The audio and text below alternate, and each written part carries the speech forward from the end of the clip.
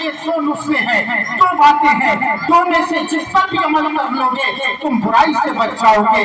پہلی چیز تو یہ ہے کہ تمہارے دل کے اندر سب سے زیادہ اللہ کی محبت ہونا چاہیے، اور دوسری چیز تمہارے دل میں ہر چیز سے زیادہ، ہر شے سے زیادہ اللہ کا خوف ہونا چاہیے۔ انسان کے دل میں سب سے زیادہ ڈر اللہ کا اور سب سے زیادہ محبت بھی اللہ کی۔ جس انسان کے دل میں یہ جو دو چیزیں داخل ہو جائیں، سمجھ لو وہ گناہوں سے بچ گیا، اس کو نسخہ کیمیا مل گیا، اسے بہترین یہ ذریعہ مل گیا ہے۔ تو پتہ چلا کہ ہمیں دو چیزیں حاصل کرنا ہے، خدا کا خوف بھی حاصل کرنا ہے، اللہ کی محبت بھی حاصل کرنی ہے۔ لیکن ہم ذرا غور و فکر تو کریں، ہم اپنی زندگی میں چند منٹ کے لیے مسلمان نظر آتے ہیں، ڈرتے ہوئے نظر آتے ہیں، لیکن اس کے باوجود ہم خدا سے گھر پہ نظر نہیں آتے ہیں۔ ہمارے جب کیا ہے شادی بیاہ کا موقع ہو تب ہم ہر کھیل تماشے میں آگے نظر آتے ہیں، جب ہم کوئی رسم ادا کرتے ہیں تب ہم شیطان کو شامل کرتے ہیں، جب ہم کوئی پروگرام کرتے ہیں تب ہم شیطان کو شامل کر دیتے ہیں۔ لیکن جب ایک گھڑی آتی ہے، جب کسی کا انتقال ہو جائے تو سر پر ٹوپی رکھ لی اور سمجھ لیا کہ اب ہمیں خدا سے ڈرنا چاہیے۔ اور محترم اب تو وقت ایسا چل رہا ہے کہ انسان قبرستان میں بھی ڈرتا نظر نہیں آتا ہے، وہاں بھی لوگ باتیں کرتے ہیں، جنازہ کاندھوں پر رکھا ہوا ہے لیکن دنیا داری کی باتیں چل رہی ہے۔ اللہ اکبر، یہ کیا معاملہ ہے؟ یہ کون سی وجہ ہے؟ یہ کون سا طریقہ اختیار کر لیا ہے؟ اے ملت کے نوجوانوں، اگر ہر دنیا اور آخرت میں کامیاب ہونا چاہتے ہیں تو آج ہمیں سب سے زیادہ محبت اللہ اور اس کے رسول سے کرنا ہے۔ بے شک سبحان اللہ، سب سے زیادہ محبت اللہ اور اس کے رسول سے کرنا ہوگی، اس لیے کہ یہ اللہ کی محبت ہی ہے جو ہمیں ہر برائی سے بچا سکتی ہے، یہ رب کا خوف ہی ہے جو ہمیں ہر گناہ سے دور رکھ سکتا ہے۔ اللہ اکبر، حضرات محترم غور و فکر کو کریں، ذرا سوچے تو صحیح، آج ہم ایک شادی کے موقع پر کے جلسے میں حاضر ہیں اور علماء کے بیانات کو سننے کے لیے آئے ہیں، لیکن آج یہ جلسہ اور جلوس بھی ہنسی مذاق بن کر رہ گیا ہے۔ لوگ تو مزہ لینے کے لیے آتے ہیں، ہنسنے کے لیے آتے ہیں۔ میرے نوجوان بھائیوں اور میری اسلامی ماں بہنوں، یہ جلسہ و جلوس ہنسنے ہنسانے کے لیے نہیں ہے، بلکہ یہ تو وہ جگہ ہے جہاں ہمیں اپنے آپ پر رونا چاہیے، یہ تو وہ مقام ہے جس سے ہمیں عبرت حاصل کرنا چاہیے، جہاں قرآن پڑھا جاتا ہے، جہاں مصطفیٰ کا ذکر کیا جاتا ہے، یہ وہ جگہ ہے جہاں بزرگوں کے قصے بیان کیے جاتے ہیں، کہیں بھی حضرت امام شہید کربلا کی داستان بیان کی جاتی ہے۔ تو کیا یہ ہنسنے کے لیے ہے؟ نہیں، بلکہ یہ عبرت حاصل کرنے کے لیے ہے، یہ درس حاصل کرنے کے لیے ہے۔ اللہ اکبر، ہم اپنی زندگی میں سدھار پیدا کریں۔ یہ حضرات محترم شادی کا جلسہ ہے، ہم جب شادیوں میں کھانا کھلاتے ہیں تو ولیمہ کرنا سنت ہے، لیکن لوگوں نے آج اس سنت کو فراموش کر دیا ہے۔ حضرات محترم، لیکن اگر کوئی ولیمہ کرتا بھی ہے تو طریقہ کیا اختیار کر لیا ہے؟ ولیمے میں وی آئی پی لوگوں کو ولیمے میں انوائٹ کیا جاتا ہے، اچھے لوگوں کو بلایا جاتا ہے، مالداروں کو بلایا جاتا ہے، غریبوں کو چھوڑ دیا جاتا ہے۔ میرے آقا ارشاد فرماتے ہیں، شطر الطعام طعم الولیمۃ یدعی لہ الاغنیاء ویترک الفقراء۔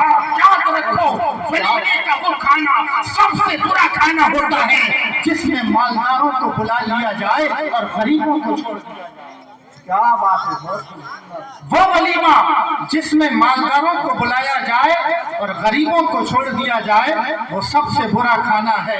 اس لیے ولیمہ کریں کیونکہ سنت ہے، اس سنت کو ادا ضرور کریں۔ اور دوسری بات یہ ہے کہ جب آپ ولیمہ کریں، جہاں آپ مالداروں کو بلاتے ہیں وہاں آپ غریبوں کو بھی بلایا کریں، اس لیے کہ جب ایک غریب کو آپ انویٹیشن دیں گے تو اس کے دل میں خوشی، اس کے دل کو خوشی ہوتی ہے، وہ مسکرانے لگتا ہے، اور ایک غریب کے چہرے پر آپ کی وجہ سے ہنسی آ جائے، اس سے بڑا ثواب کا کام کیا ہو سکتا ہے؟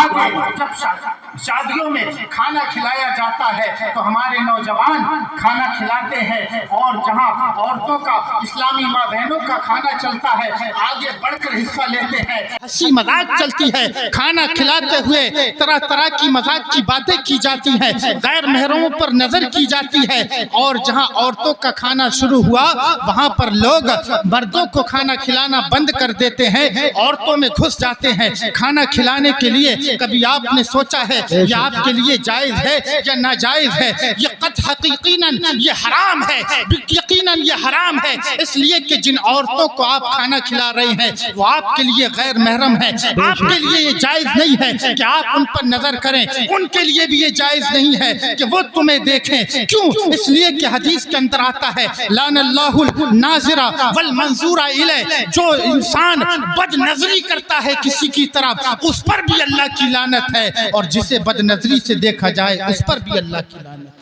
سبحان اللہ، کیا بات! بد نظری کرنے والا اس پر بھی اللہ کی لعنت برستی ہے، اور جس کی طرف دیکھا جائے اس پر بھی اللہ کی لعنت برستی ہے۔ کیوں؟ اس لیے کہ اس نے اپنے آپ کو دکھایا، اور دیکھنے والے پر کیوں؟ اس لیے کہ اس نے جان بوجھ کر دیکھا، اور اسی لیے وہ دیکھ بھی رہا ہے۔ یاد رکھو حضرات محترم، ان خرافات سے ہم آپ کے لیے بچنا ضروری ہے۔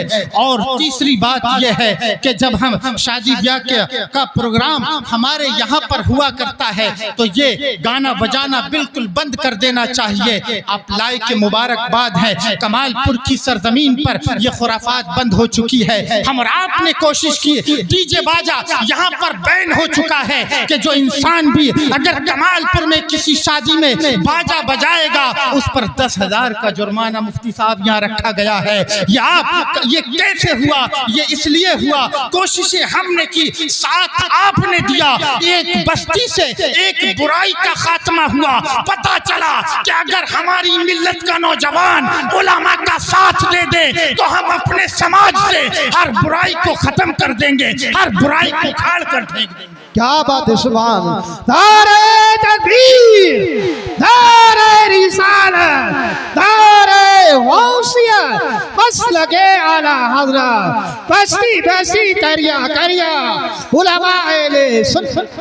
لیکن ضرورت کس بات کی ہے کہ آپ علماء کو سپورٹ کریں، علماء کے بیان کو سنیں، اور سننے کے بعد اس پر عمل ضرور کریں۔ اگر وہی کوئی مشن لے کر چل رہے ہیں آپ کو ان کا ساتھ دینا چاہیے، ان کو آپ کو جان سے بھی ساتھ دینا چاہیے، مال سے بھی ساتھ دینا چاہیے، کیونکہ یہ علماء ہیں جو قدم قدم پر ہماری رہنمائی کرتے ہیں۔ جب ہمارے یہاں بچہ پیدا ہوتا ہے تب اذان دینے یہی علماء حاضر ہو جاتے ہیں۔ ہمارے یہاں جب کوئی مشکل پریشانی آ جائے یہ علماء دعا کرتے نظر آتے ہیں۔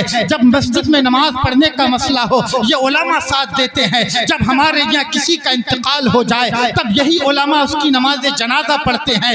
اور اتنا ہی نہیں ہے، تم تو قبر میں رکھ کر اوپر مٹی ڈال دیتے ہو، اگر اس کے لیے کوئی دعا کرتا ہے تو یہ علماء ہوتے ہیں۔ ان کا احسان ہم جتنا مانیں وہ کم ہے، جتنی خدمت کریں اتنا کم ہے۔ حضرات محترم، یہ علماء ہمیں بتاتے ہیں اے لوگو تم اپنے آپ کو برائی سے بچاتے رہو، اس لیے کہ جو انسان دنیا میں رہ کر اپنے آپ کو برائی سے بچا لیا کرتا ہے وہ مقدر کا سکندر ہوتا ہے، اس نے اپنی زندگی کا مقصد کو حاصل کر لیا ہے، وہ انسان کامیاب ہو گیا ہے۔ اس لیے کہ ایک شاعر کہتا ہے وَلَقَيْتَ بَعْدَ الْمَوْتِ مَنْ قَدْ تَزَوَّدَ وَنَدِمْتَ عَلَىٰ أَنْ لَا تَكُونَ كَمِثْلِهِ وَتَرْشَدُ لِلْأَمْرِ كَانَ أَرْشَدًا۔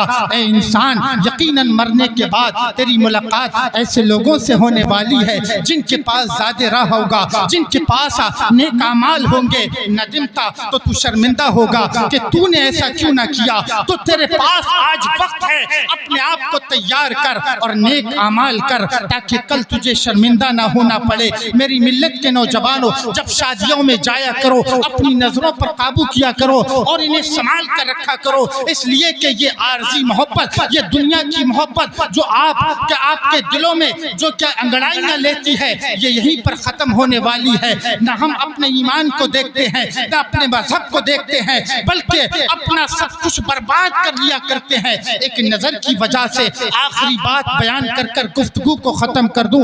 حضرت صدر الافاضل خزائن العرفان کے اندر ایک روایت کو نقل کرتے ہیں کہ میرے آقا علیہ الصلوۃ والسلام ہجرت کے بعد حضرت مرثد غنوی کو مکہ المکرمہ میں بھیجتے ہیں، اے میرے صحابی جاؤ مکہ کے اندر جو میرے صحابہ پھنسے ہوئے ہیں، جو مسلمان پھنسے ہیں، حکمت کے ساتھ انہیں نکال کر لے کر آؤ۔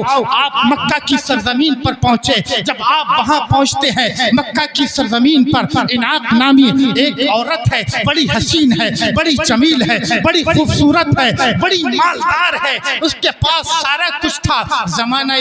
زمانہ جاہلیت میں وہ حضرت مرثد سے بڑی محبت رکھتی تھی، عقیدت رکھتی تھی، ان سے عشق کرتی تھی۔ جب اسے پتا چلا کہ وہ آئے ہوئے ہیں تو طالب وصال ہونے کا اس نے ارادہ کیا، ملنا چاہا۔ تو حضرت محمد الرسول اللہ صلی اللہ تعالی علیہ وسلم کے پیارے صحابی ارشاد فرماتے ہیں، اے عورت، اسلام اس بات کی کبھی اجازت نہیں دیتا ہے کہ ایک انسان کسی غیر محرم کو دیکھے یا تنہائی میں اس سے ملاقات کرے۔ اسلام اس بات کی کبھی اجازت نہیں دیتا ہے، اس لیے تو میرے قریب آنے کی کوشش مت کرنا۔ عورت نے پوچھا بات کیا ہے، وجہ کیا ہے؟ ارشاد فرماتے ہیں اسلام کے اندر بغیر نکاح کے ایک اجنبی مرد کو ایک اجنبیہ عورت کے ساتھ خلط ملط ہونا یہ کبھی بھی جائز نہیں ہے۔ کہا راستہ کیا ہے؟ بولے راستہ نکاح ہے۔ کہا میں نکاح کے لیے تیار ہوں، تم سے محبت کرتی ہوں۔ اے میری ملت کے نوجوانوں،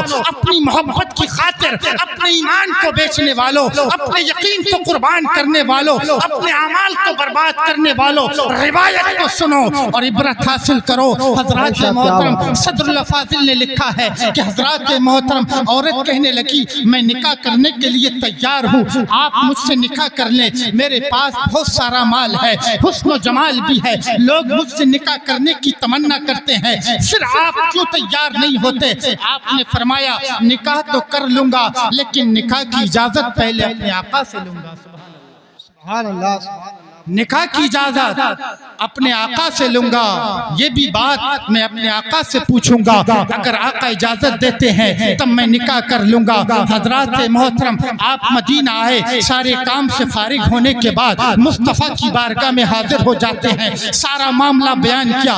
یا رسول اللہ، ایک مشرکہ عورت ہے، وہ حسین ہے، جمیل ہے، خوبصورت ہے، مجھ سے نکاح کرنا چاہتی ہے، زمانہ جاہلیت میں مجھ سے محبت کرتی تھی۔ میرے آقا نے فرمایا میں مانتا ہوں اس کے پاس حسن بھی ہے، اس کے پاس جمال بھی ہے، اس کے پاس مال بھی ہے، لیکن اے میرے صحابی یہ بتاؤ اس کے پاس ایمان بھی ہے یا نہیں ہے؟ سبحان اللہ۔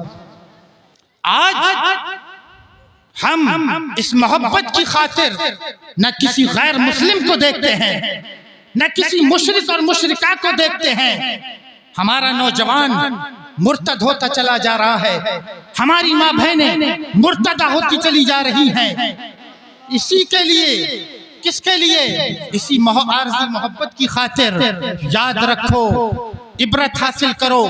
آقا کی بارگاہ میں عرض کرتے ہیں یا رسول اللہ، یا رسول اللہ میں نکاح کرنا چاہتا ہوں۔ میرے آقا نے فرمایا ایمان بھی ہے اس کے پاس یا نہیں ہے؟ کہا عرض کرتے ہیں یا رسول اللہ اس کے پاس ایمان نہیں ہے، اس کے وہ مشرکہ ہے۔ تو میرے آقا حضرات محترم خاموش رہتے ہیں، اتنے میں حضرت جبریل قرآن کی آیت کریمہ لے کر نازل ہو جاتے ہیں کہ مشرکہ عورت سے نکاح جائز نہیں ہے، ہاں جب وہ کلمہ پڑھ لے تب اس سے نکاح کرنا جائز ہو جاتا ہے۔ پتہ چلا کہ اس محبت کی خاطر اپنے ایمان کو سلامت رکھنا چاہیے، ایمان کو بچا کر رکھنا چاہیے، اللہ سے ڈرتے رہنا چاہیے اور قبر کو یاد کرتے رہنا چاہیے۔ آپ سفر میں ہیں تب اللہ سے ڈریں، حضر میں ہیں تب اللہ سے ڈریں، آپ گھر میں ہیں تب اللہ سے ڈریں، تنہائی میں ہیں تب اللہ سے ڈریں، دوستوں میں ہیں تب اللہ سے ڈریں، ہر حال میں خدا سے ڈرتے رہیں اور اس آیت پر عمل کرتے رہیں۔ یا ایھا الذین آمنوا اتقوا اللہ